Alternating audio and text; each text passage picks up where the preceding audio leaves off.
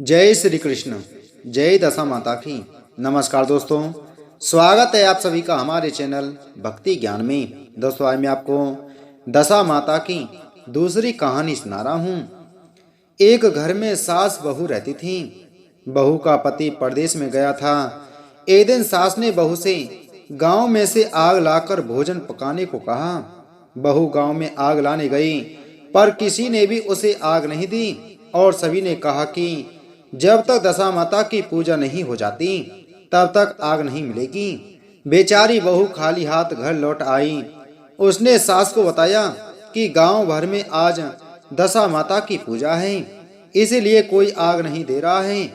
शाम हो जाने पर सास आग लेने गांव में गई तो स्त्रियों ने उसे आराम से बैठाया और कहा कि सुबह तुम्हारी बहू आग लेने आई थी, परंतु हमारे यहाँ पूजा नहीं हुई थी, इसलिए आग नहीं दे सकी। सास आग लेकर अपने घर पहुंची थी कि एक आदमी बछड़ा लिए आया और उसके पीछे एक गाय थी। स्त्री ने उससे पूछा कि यह गाय का पहला बच्चा है क्या?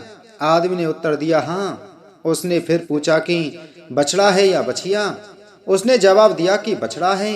सास ने घर जाकर बहू से कहा, आओ हम दोनों भी दशा माता का डोरा लें और व्रत करें। दोनों सास बहू ने डोरा लिया।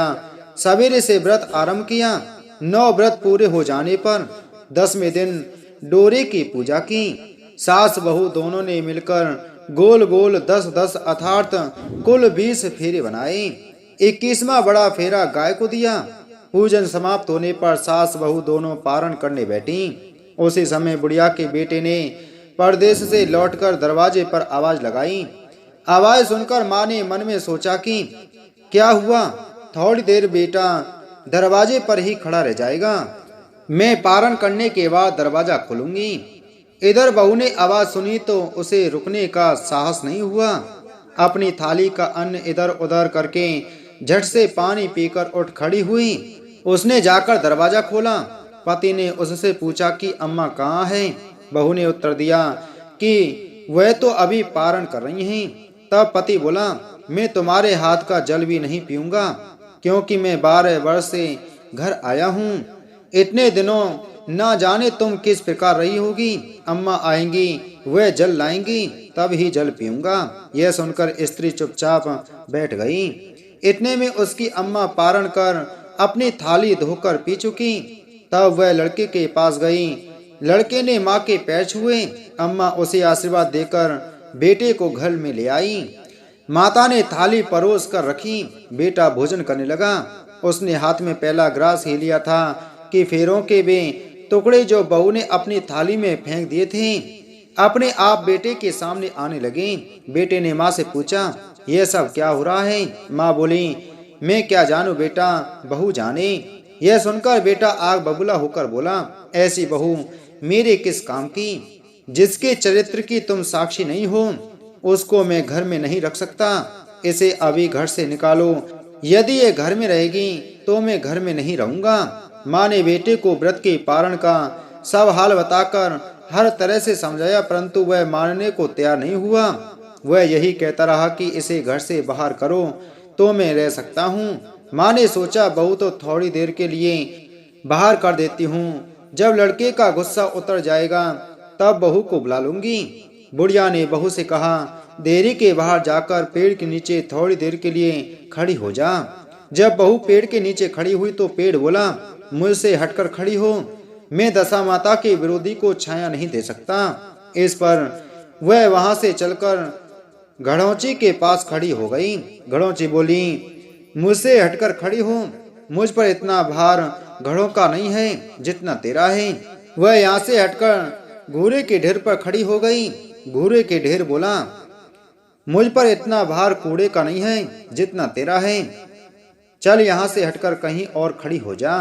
इस प्रकार उसे कहीं भी खड़ा नहीं होने दिया गया। वह अपने मन में बहुत दुखी हुई। वह जंगल में चली गई।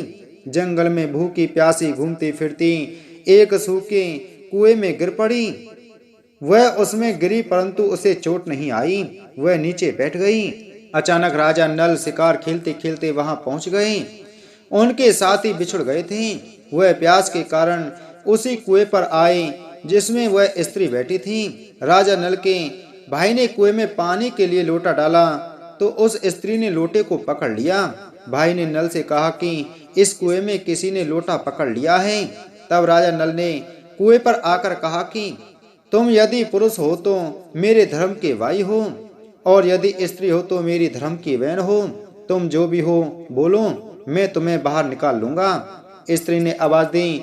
राजा ने उसे बाहर निकाल लिया तथा हाथी पर बैठाकर राजधानी ले आया।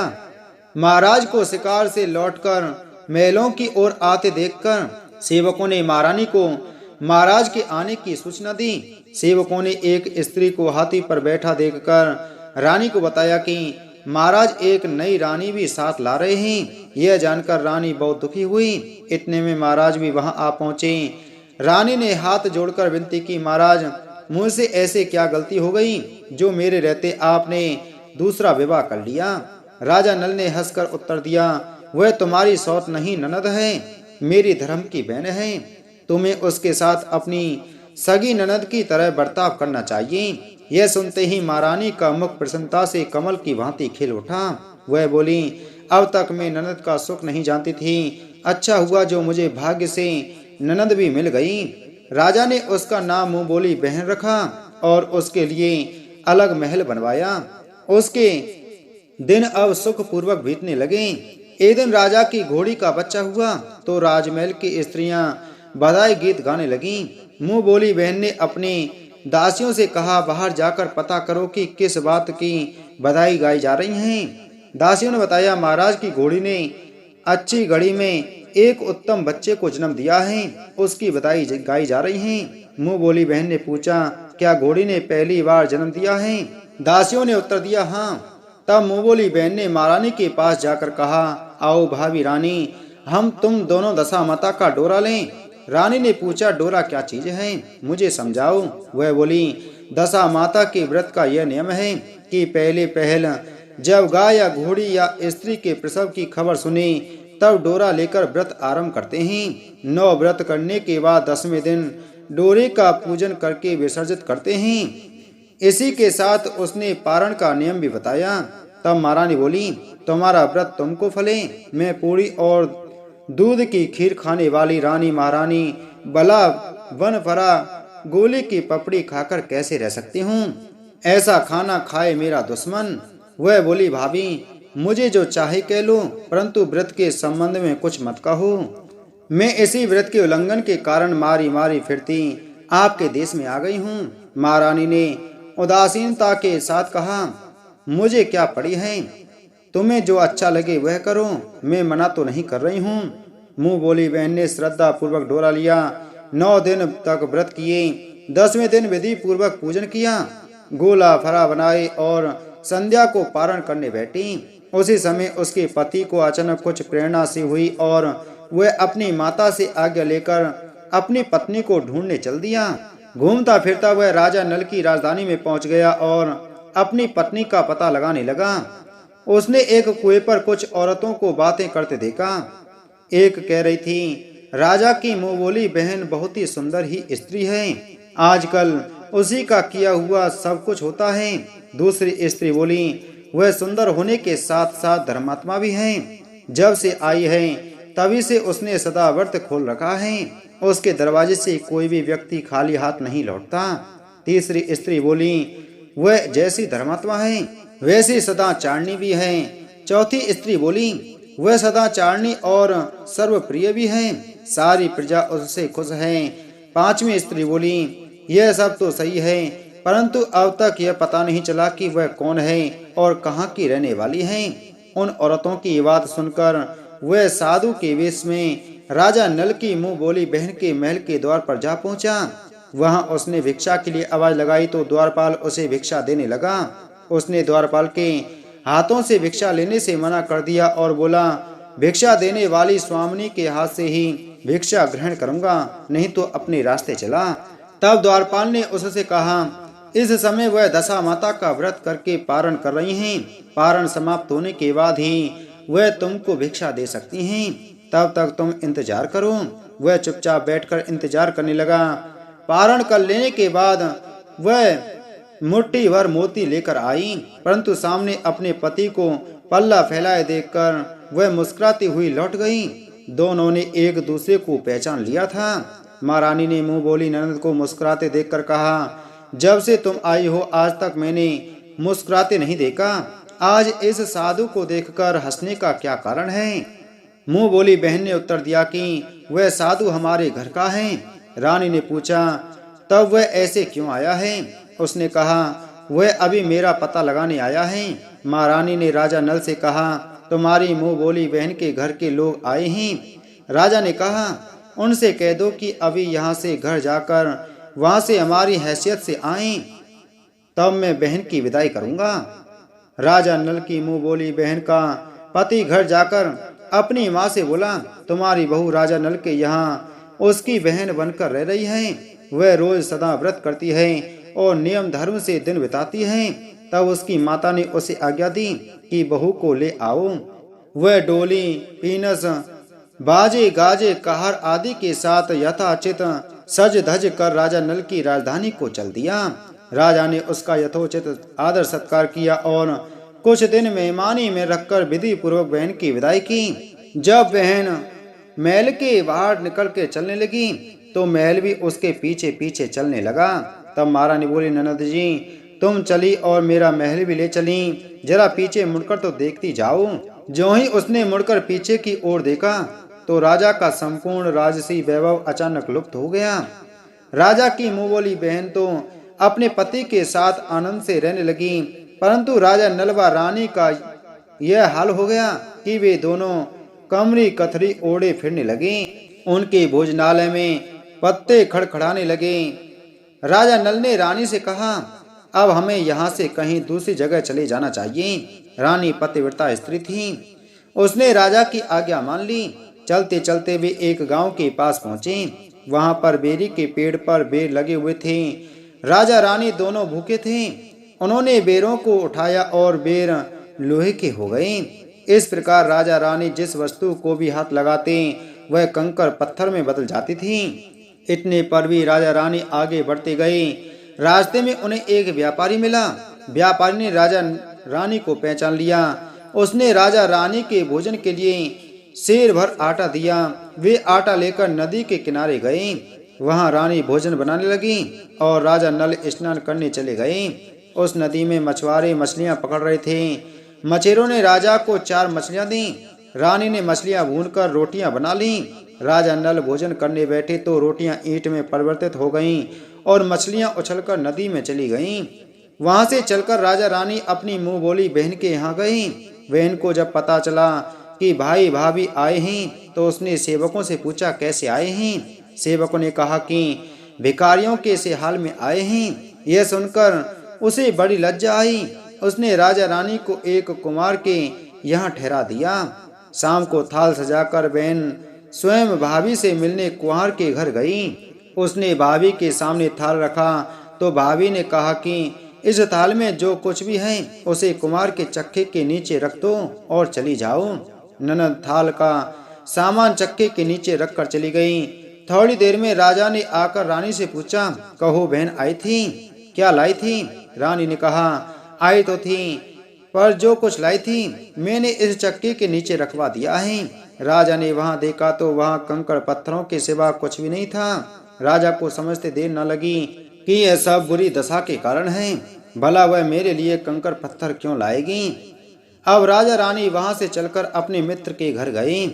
मित्र को लोगों से पता चला तो उसने उनसे पूछा, कैसे आना हुआ? उन्होंने उत्तर दिया, भिखारियों के हाल में आए हैं। मित्र ने दुखी होकर कहा, कोई बात नहीं, जैसे आए वैसे अच्छे आए, आखिर मित्र हैं, उन्हें महल में ले आओ। मित्र ने उन दोनों का स्वागत किया, स्वादिष्ट भोजन कराया। एक कमरे में उनके लिए पलंग बिछवा दिए। उस कमरे में एक खूंटी पर 9 लक्का हार टंगा था। आधी रात के समय राजा तो सो गए परंतु रानी जाग रही थी। रानी ने देखा कि हार वाली खूंटी के पास दीवार में एक मोर का चित्र बना हुआ है। मोर धीरे धीरे हार को निगल रहा है। रानी ने राजा को जगाकर वह दृश्य दिखाया। राजा ने सोचा, यहाँ से चुपचाप भाग चलना चाहिए, नहीं तो सवेरे चोरी का कलंक लगेगा, तब मित्र को क्या मुंह दिखाएंगे। बेचारे राजा और रानी रात में ही उठकर जंगल की तरफ चले गए। दोनों चलते चलते एक दूसरे राजा की राजधानी में पहुंच गए। वहां अतिथि और भिक्षुकों को सदाव्रत दिया जाता था। वे दोनों भी सदाव्रत लेने गए, परंतु उस समय सदाव्रत बंद हो चुका था। वहां के अधिकारियों ने कहा, यह लोग न जाने कहाँ के अभागे आए हैं कि इन्हें देने के लिए कुछ भी नहीं बचा, फिर भी इन्हें एक एक मुट्ठी चने दे दो। उन्होंने इस प्रकार से अनादर और कड़वी बातें सहित दान लेना अस्वीकार कर दिया। वे धनाक्षत की निंदा करते हुए बोले कि ऐसी कंजूसी है तो सदाव्रत देने का नाम ही क्यों करता है। धनाध्यक्ष बोला, यह तो बड़ा घमंडी भिक्षुक लगता है, भीख भी मांगता है और गाली भी देता है, इनको हवालात में डाल दो। इस प्रकार दोनों को एक कोठरी में बंद कर दिया गया। एक एक मुट्ठी चने दोनों को खाने के लिए मिलने लगे। जिस कोठरी में राजा रानी को बंद किया गया था उसी के पास आम रास्ता था। एक जमादारनी राजा की गुड़साल साफ कर उसी रास्ते से निकला करती थी। एक दिन वह बहुत देर से निकली। रानी उससे पूछने लगी कि आज तुम्हें इतनी देर कैसे हो गई। वह बोली कि आज राजा की घोड़ी के बच्चा हुआ था, उसकी टहल में देर हो गई। रानी ने पूछा कि घोड़ी का पहला प्रसव है क्या। जमादार ने बताया, पहली बार। रानी ने फिर पूछा, बछेड़ा हुआ है या बछेड़ी। जमादारनी ने बताया कि बहुत अच्छा बछेड़ा हुआ है। यह सुनकर रानी ने राजा से कहा, एक बार मैंने तुम्हारी मुंह बोली बहन के डोरे का अनादर किया था, उसी दिन से हमारी दशा बदल गई। मैं आज दशा माता का डोरा लेना चाहती हूँ। राजा ने कहा, परंतु यह पूजा की सामग्री कहाँ से आएगी, उसके नियम धर्म का पालन कैसे होगा। रानी ने उत्तर दिया, दशा माता ही सब कुछ करेंगी, मैं तो उन्हीं का नाम लेकर डोरा लेती हूँ, फिर जो होगा देखा जाएगा। रानी ने 9 तार राजा की पगड़ी से और 1 तार अपने आंचल का लेकर अपना डोरा तैयार किया और उसी समय से व्रत करने लगी। थोड़ी देर में ही वहां का राजा अपनी घोड़ी को देखने के लिए उसी रास्ते से निकला। राजा ने नल दंपति को कोठरी में बंद देखकर पूछा कि वे लोग कौन हैं और इनका क्या अपराध है। पहरेदारों ने कहा, ये लोग भिक्षा लेने आए थे, ये आपको आशीर्वाद देने के बदले गालियां देते थे, इसी कारण धनाध्यक्ष ने इन लोगों को कैद में डाल दिया है। राजा ने कहा, यह तो इनका कोई अपराध नहीं है, इनको मनवांचित भिक्षा नहीं मिली होगी, इसीलिए ये गालियां देने लगे होंगे। इनको संतुष्ट करना चाहिए था ना, कि कैद में डाल देना चाहिए था। इनको अभी रिहा करो। राजा की आज्ञा से उसी समय दोनों को कोठरी से बाहर निकाला गया। राजा उनके पांव में पद्म और माथे पर चंद्रमा देखकर पहचान गया कि यह तो राजा नल और रानी दमयंती हैं। इस पर उसने दोनों हाथों से हाथ जोड़कर क्षमा मांगी और हाथी पर बैठाकर अपने महल में ले गया। कुछ दिन तक राजा के यहाँ रहकर उन दोनों ने पूरे राजसी ठाठ के साथ अपनी राजधानी की ओर प्रस्थान किया। रास्ते में वे पहले अपने मित्र के यहाँ गए। मित्र ने राजा नल की आने की खबर सुनकर लोगों से पूछा, मित्र आए तो कैसे आए। लोगों ने कहा, अब की बार तो राजसी ठाठ बात के साथ आती घोड़े, डंका, निशान, पालकी, पीनस एवं फौज को साथ लेकर आए हैं। मित्र ने कहा, अच्छी बात है, आने दो। मेरे लिए तो जैसे तब थे वैसे ही आज भी हैं, आखिर हैं तो मित्र ही। राजा रानी मित्र के महल में गए। मित्र ने उनको आदर सत्कार के साथ उसी स्थान पर ठहराया जिस स्थान पर पहले ठहराया गया था। आधी रात के समय जब राजा सो रहे थे और रानी पैर दबा रही थी, तब रानी ने देखा कि मोर का चित्र तो जो पहले हार को निकल गया था उसे उगल रहा है। रानी ने राजा को जगाकर यह दृश्य दिखाया। राजा नल ने अपने मित्र को बुलाकर यह दिखाया। मित्र बोला कि मैंने तब भी तुमको चोर नहीं समझा था और न अब समझता हूँ। यह दृश्य तुम्हारी बुरी दशा का फल है। आप निश्चिंत रहिए, मेरे मन में कोई मैल नहीं है। मित्र के यहाँ से चलकर राजा रानी अपनी मुंह बोली बहन के यहाँ गए। उसने सुना राजा भैया आ रहे हैं, तो उसने लोगों से पूछा कैसे आ रहे हैं। लोगों ने कहा, जिस प्रकार राजा को आना चाहिए उसी प्रकार से आ रहे हैं। उसने कहा, उनको मेरे महल में ले आओ। जब राजा नल का हाथी बहन के महल की ओर बढ़ा, तब रानी ने कहा, आप अपनी बहन के घर जाइए, मैं तो उसी कुमार के घर रहूंगी जिसके पहले ठहरी थी। राजा ने कहा, जिस कारण इतने दुख उठाए, तुम फिर उससे झगड़ा मोल लेना चाहती हो। यह तुम अच्छा नहीं कर रही हो। परंतु रानी नहीं मानी। वह कुमार के घर ही ठहरी। राजा बहन के घर चले गई। शाम को राजा की बहन भाभी के लिए थाल सजाकर कुमार के यहाँ आई। उसने भाभी के सामने थाल रख दिया। भाभी सोने चांदी के गहने उतार उतार कर रखने लगी और कहने लगी, आओ रे मेरे सोने चांदी के गहने खाओ, हम भूखे नंगे क्या खाएंगे। यह उलाना सुनकर ननद बोली, यह उलाना किसे देती हूँ। मुझसे उस समय जो कुछ हो सका वो उस समय लाई थी, वही अब भी लाई हूँ। विश्वास ना हो तो चक्के के नीचे अब भी देख लो। सचमुच चक्के के नीचे देखा तो वहां पर माणिक मोतियों का ढेर लगा था। रानी यह सब देखकर सन्न रह गई।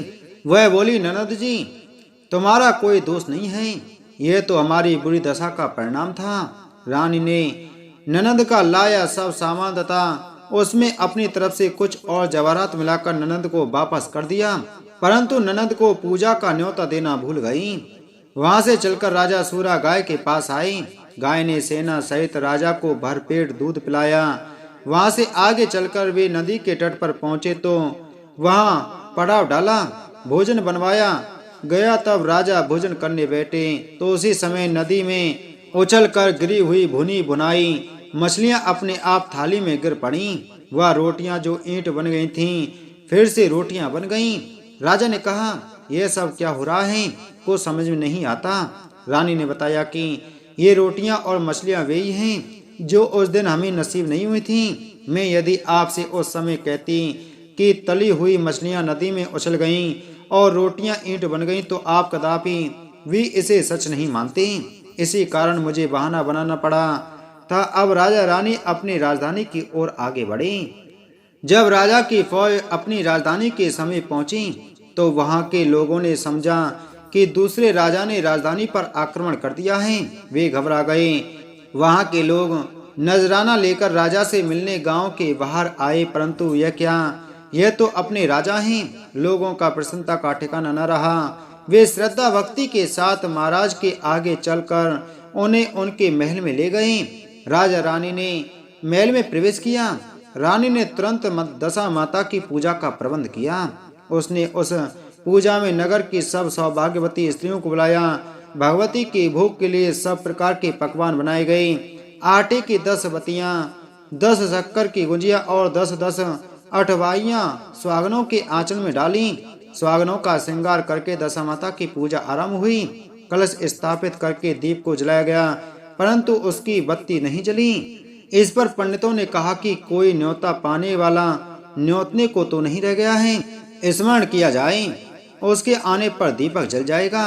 रानी ने सोच विचार कर बताया कि ननद न्योतने से रह गई है। पंडितों ने कहा कि उसे फौरन बुलाया जाए। राजा ने अपना दूरगामी रथ भेजकर अपनी मुंह बोली बहन को बुलवाया। उसके आते ही कलश का माणिक दीपक प्रज्वलित हो गया। बड़ी धूमधाम से पूजा की गई।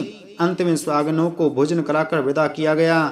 उसी समय राजा ने राज्य में आज्ञा जारी की, मेरी प्रजा के लोग दशा माता का व्रत किया करें। भगवती माता ने जिस प्रकार राजा नल के दिन फेरे उसी प्रकार सबके दिन फेरना। बोलो दशा माता की जय।